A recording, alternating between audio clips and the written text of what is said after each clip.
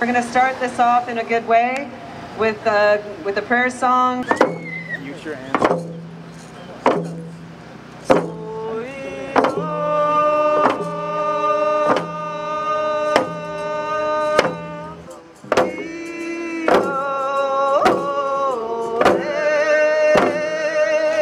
Let us tell Harper that we need to put an end to his agenda and turn the tables on this so that we can have a better future for future generations.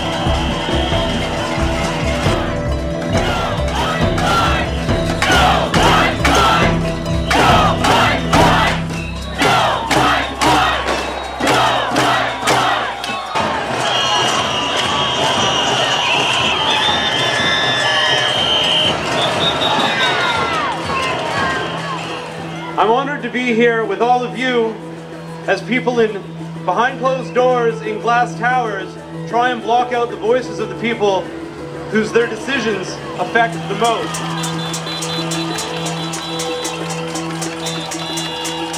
We are fighting colonialism today!